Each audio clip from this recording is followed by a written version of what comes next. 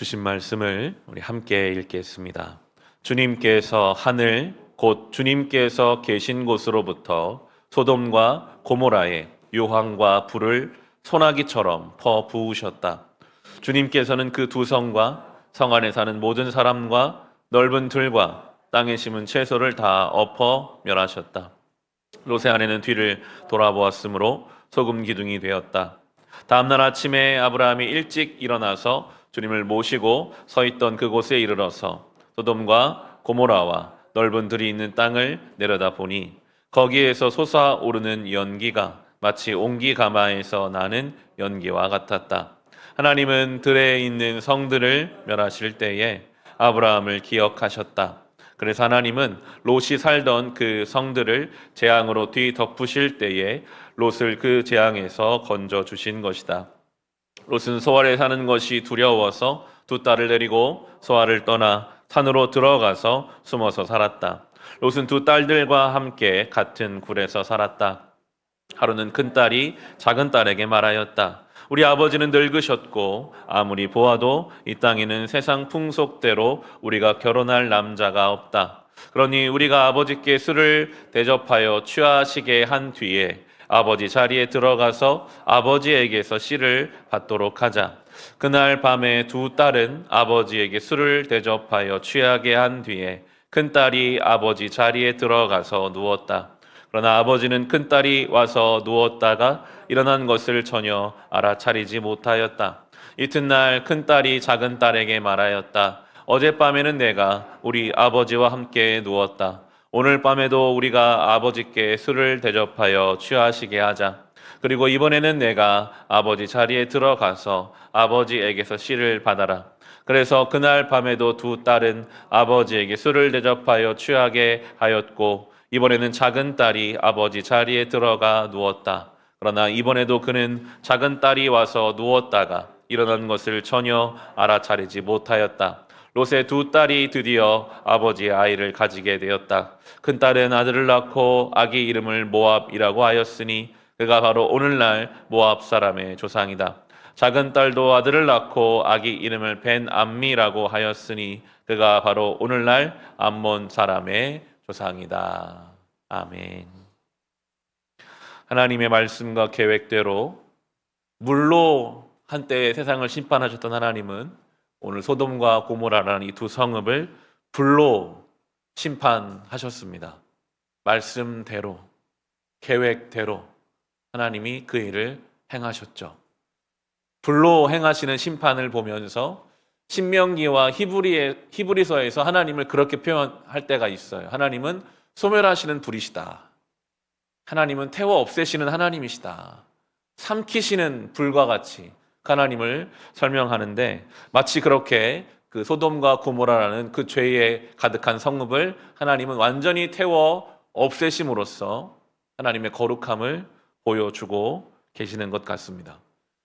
그 본문을 저는 오늘 그렇게 적응해 보게 되더라고요. 하나님, 내 영혼과 내 가정과 내 인생에 하나님 앞에 소돔과 같고 고모라와 같은 곳이 있다면 소멸하는 불이신 성령께서 내 안에 오셔서 다 태워 없애주십시오. 합당하지 않은 것은 없어져야 맞는 거잖아요. 때로는 그것이 고통스러울 수도 있고 때로는 그것이 아플 수도 있지만 하나님 다 태워 없애주십시오. 내 안에 있는 것들 중에 하나님 보실 합당하지 않은 것들, 하나님은 그런 분이시니까요. 우리는 그런 기도를 드릴 수 있습니다.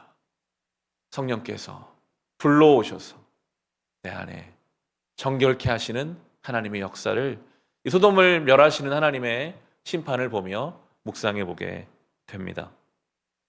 그 와중에 롯의 아내가 뒤를 돌아보았으므로 소금 기둥이 되었다. 26절에 그렇게 표현이 나옵니다. 천사가 롯에게 경고했거든요. 뒤를 돌아보지 말라. 그런데 이 롯의 아내는 뒤를 돌아보았습니다. 이것이 그냥 힐끔 뒤를 돌아본 어떤 행동을 말한다기보다는 그가 발로는 지금 소돔 땅을 벗어나고 있으나 그의 마음과 그의 영혼의 시선은 여전히 멸망의 성읍을 바라보고 있었기에 소돔 성 안이 멸망을 당한 것과 똑같은 멸망을 지금 소금 기둥이 되어버림으로써 경고로 남겨주신 것을 생각해 보게 됩니다. 우리가 어디를 바라보고 있는가?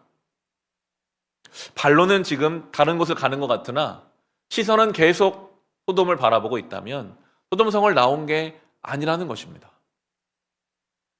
우리의 겉모양으로는 주님을 섬기는 사람 같으나 이 예배당에 앉아서도 여전히 세상을 바라보며 내가 보고 싶은 것을 바라보며, 그러면 어떻게 되는가 하면요, 예배당에 와서 하나님을 섬기는 것 같으나 하나님을 내가 원하는 것을 이루기 위한 도구로밖에 볼 수가 없습니다. 내가 바라는 건 저쪽에 있거든요. 하나님, 난 이거 하고 싶어요. 나를 도와주세요. 하나님은 지금 이쪽으로 가라고 하시는데, 하나님을 바라보며 하나님의 방향을 가지고 보는 것을 향해 가라고 하시는데, 우리의 시선이 여전히 성경을 펴도 예배당에 앉아도 내가 바라는 것, 소돔과 고모라를 향한 그 시선은 소금 기둥과 같이 무서운 경고로 우리를 깨워주고 계십니다. 이 소돔성의 멸망 속에서 대비되는 것이 롯의 아내와 그리고 아브라함이거든요. 아브라함이 멀찍이서 연기를 바라보고 있습니다. 성경이 그렇게 표현합니다. 29절에 보시면 하나님은 들에 있는 성들을 멸하실 때 아브라함을 기억하셨다. 그래서 하나님은 롯이 살던 그 성들을 재앙으로 뒤덮으실 때에 롯을 그 재앙에서 건져주신 것이다. 아멘. 아브라함의 그 중보의 기도가 롯을 구원한 하나님의 도구가 되었음을 설명하고 있습니다. 우리가 오늘도 믿지 않는 영혼을 위해서 기도했는데요, 우리의 중보의 기도는 그렇게 롯을 건져내는 도구가 될 수 있음을 이 본문을 통해 생각하게 됩니다. 하나님이 눈물로 뿌리는 그 기도를 기억하세요. 우리가 할 수 있는 가장 중요한 사역이겠죠. 하나님, 내 사랑하는 한 가족이 여전히 소돔성에 있는 것 같습니다. 하나님, 그를 불쌍히 여겨주십시오. 하나님이 그 기도를 기억하시거든요. 그를 건져내 주셨습니다.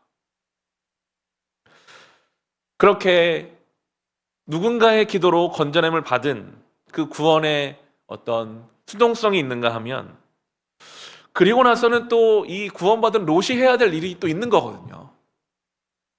근데 그렇게 구원받고 나서도 30절에 보시면 롯을, 그가 굴에 살았어요.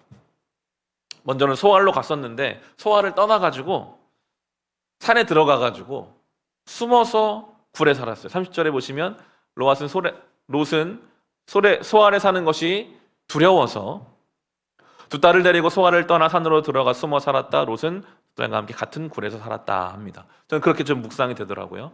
그의 두려움이 그의 굴과 같았구나. 물리적으로 굴 속에 살았지만 실은 그는 두려움 속에 살고 있었습니다. 하나님이 또 내가 죄 지었다고 유황불로 심판하시면 어떡하나. 불비가 떨어져도 죽지 않는 굴 속에 들어가 살아야겠다. 왜 하나님은 내 아내를 소금 기둥으로 만드셨을까? 두려움이 있을 수 있거든요. 하나님은 당연히 우리에게 두려운 분이시죠. 그러나 그 두려움의 밑에 깔려있는 그 사랑과 은혜를 우리가 조금이라도 알았다면 이 두려운 마음을 가지고 굴 속에 들어갈 게 아니라 하나님 앞으로 갔어야 합니다. 하나님, 제가 두렵습니다. 어떻게 하면 좋을까요? 하나님, 아무리 그래도 왜 제 아내를 소금 기둥으로 만드셨습니까? 있어야 할 장소는 두려움이라는 굴이 아닙니다. 하나님 앞으로 아브라함에게 갔어야죠. 롯은 아브라함에게 갔어야 합니다. 가서 다시 시작하자고, 나를 도와달라고, 그렇게 그의 삶을 살았어야 하는데 그는 모든 것을 다 끊고 두려움이라는 굴 속에 살고 있습니다. 그에게 방향성이 없습니다. 빛이 없습니다. 뒤에 나오지만 그가 날마다 술 취해 살았던 것 같아요. 딸들이 매일같이 아버지를 술로 취하게 하잖아요. 하나님과의 관계가 단절된 두려움의 굴 속에서는 뭔가 나를 채우고자 하는 그 중독적인 것들이 있습니다. 그게 뭐 술일 수도 있겠죠. 사람의 인정, 수많은 요즘의 미디어, 우리를 술 취하게 하는 것처럼 취하게 하고 두려움의 굴 속에 숨어들게 하는 참 무서운 것은 이 가정을 이끌어가야 할 이 롯이 방향성을 잃으면 그게 딸들에게까지 가요. 딸들이 31절을 보면 큰딸이 작은딸에게 그렇게 말해요. 우리가 결혼할 남자가 없다. 그런 말을 합니다. 그리고 그 이후에 행하는 일들은 그들이 아버지를 통해서라도 자녀를 얻고자 하는 일을 지금 행합니다. 이 두 딸에게 우리가 살아가는 방향성이 제시되지가 않으니까요. 이 딸들에게는 그들의 인생의 목적이 자녀를 낳는 것이 되어버렸어요. 우리가 어떻게 해야 되나? 결혼해서 자녀 낳는 거. 이게 내 인생의 목적인데 지금 할 수 있는 방법이 없으니까요. 아버지를 통해서라도 그 일을 하자 합니다. 목표와 방향이 얼마나 중요한지를 우리에게 보여주고 있습니다. 우리가 이 땅에 온 목적은 분명합니다. 하나님을 향하여 가는 것이 우리의 인생의 방향입니다. 약속의 말씀을 쫓아 하나님을 영화롭게 하고 하나님께서 원하시는 삶을 살아가는 그 방향을 정해 놓으면 그 길을 가는 중에 하나님 뜻대로 가정을 이룰 수도 있고 그 가운데 자녀를 낳을 수도 있겠죠. 결혼이나 자녀를 낳는 것은 목적이 아니고 목표가 아닙니다. 우리의 목적지는 결국 하나님이시죠. 그 분명한 목적지를 가지고 살면 모든 상황 속에서 이 판단이 잘 되거든요. 롯에게도 만약에 그 목적지가 분명했다면 우리가 하나님께로 가려면 지금 내가 굴 속에 숨어있지 말고 아브라함에 가야겠다 이게 됐을 거거든요. 목적지가 불분명하면 그때부터 이제 문제가 생기기 시작합니다. 그럼 우리와 우리의 사랑하는 사람들의 방향이 불분명하면, 목적이 불분명하면 우리 자녀들은요 엉뚱한 것을 선택할 수밖에 없습니다. 목적을 모르니까요. 말도 안 되는 일이 지금 일어났잖아요. 두 딸이 어떻게 아버지와의 사이에서 자녀를 낳았겠어요. 얼마나 이 가정이 모습이 이후에 성경이 적고 있지 않지만 부끄럽고 참 참혹한 모습이죠. 이것이 우리의 삶이 모습이 될 수 있다는 것입니다. 목적이 불분명한 인생들이 선택이라는 것은 말도 안 되는 것을 선택할 수밖에 없거든요. 모르니까요. 깜깜하니까요. 그게 맞는 줄 알아요. 그거라도 해야 될 줄 알고 생각합니다. 본문을 통해 그렇게 적용하고 묵상해 보게 됩니다. 아, 동굴에서 나와야 하겠구나. 내가 동굴에서 나와야 하겠구나. 동굴 안에 있으면 그게 맞는 줄 알고 그거밖에 없는 줄 압니다. 두려움의 동굴, 중독의 동굴, 패배감이나 단절의 동굴에서 나와야 합니다. 성경은 공동체를 강조합니다. 신약으로 오면 교회가 구원의 통로가 되죠. 이 롯이 아브라함에게만 왔었어도 이런 일은 없었을 것입니다. 공동체. 한 달에 한 번 어제 독서 모임이 있었는데요. 공동체의 살아있음을 좀 느끼는 시간이었습니다. 그냥 같이 모여서 삶을 이야기하고 하나님 은혜를 나누는, 눈물도 있고 웃음도 있는 그 공동체. 본문을 묵상하며 최소한 우리 교회 공동체가 동굴에 있는 사람들이 우리 교회로 온다면, 공동체로 온다면 생명 얻을 수 있는 공동체가 되어가고 있구나. 그런 마음이 참 감사하게 들었었습니다. 공동체로 나와야 합니다. 교회를 잘 되게 하기 위함이 전혀 아닙니다. 동굴에서 나와서 빛을 품고 있는 사람들 옆에만 있어도요, 그들이 가고 있는 그 방향성만 좀 인지해도요, 인생이라는 것이 목적이 여기에 있는 것이구나. 그것만 돼도요, 롯의 딸들이 이런 일을 행하지 않았을 거거든요. 동굴에 있어서는 안 됩니다. 그리고 더 나아가면 우리가 누군가의 공동체가 되어 주어야 합니다. 동굴에 있지 말라고. 우리 함께 이 길을 가자고. 우리 인생의 목적은 하나님께로 분명하게 있다고 그렇게 이야기하고 이 롯의 전철을 따라가지 않는 우리 모두가 될 수 있기를 주님의 이름으로 축원합니다.